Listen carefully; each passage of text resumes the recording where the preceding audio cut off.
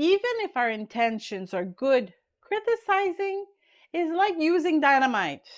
If we don't take the necessary precaution, we risk seeing all our relationship explode.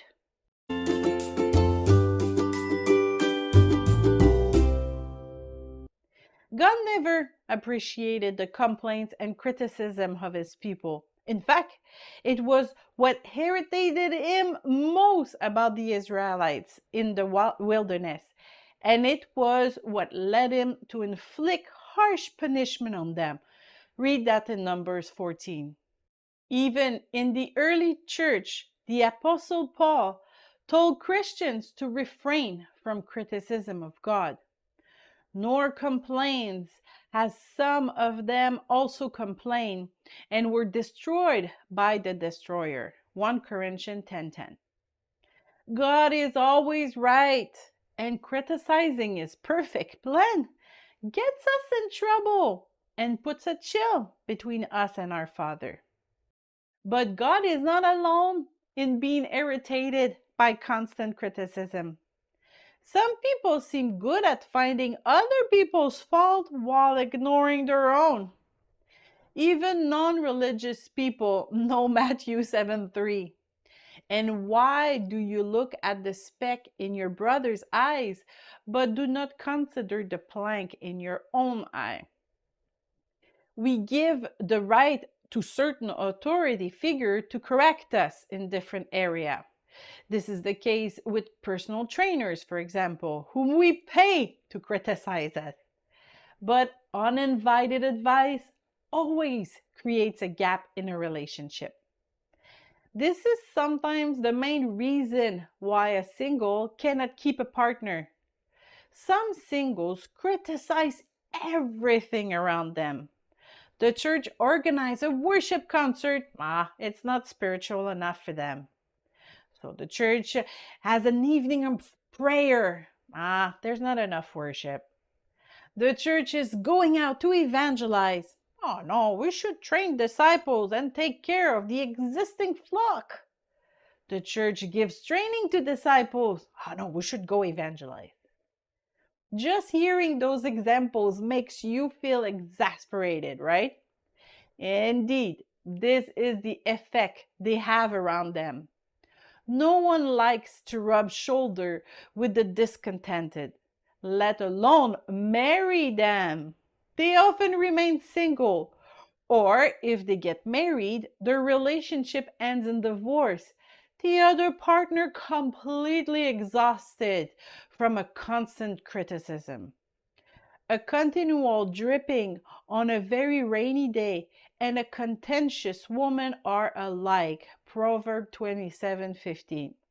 The verse here talks about a woman, but men too can have this destructive habit. Does this mean that you should never criticize anything, never complain or give your opinion? No, of course. But just as we have to be careful when we use explosive, we also need to be very careful when we open our mouth. We must keep in mind that bad criticism can irritate God and delay our blessing, as well as break relationships and isolate us.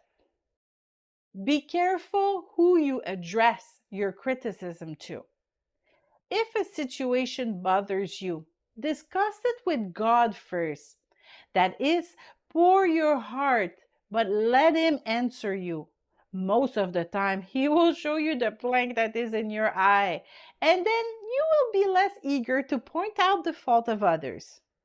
If God confirms that you must react, you must state your criticism to those concerned, those who can change the situation, and not everyone around you. Be careful to the reason why you criticize. Do you choose to criticize a situation because it offended you? Then it's a problem of your pride, no? Or are you complaining about a detail that is not essential? Or do you want to warn someone that their action could endanger them? If so, then yes, take them aside and tell them in an appropriate way. Before opening your mouth, ask yourself, why is this bothering me?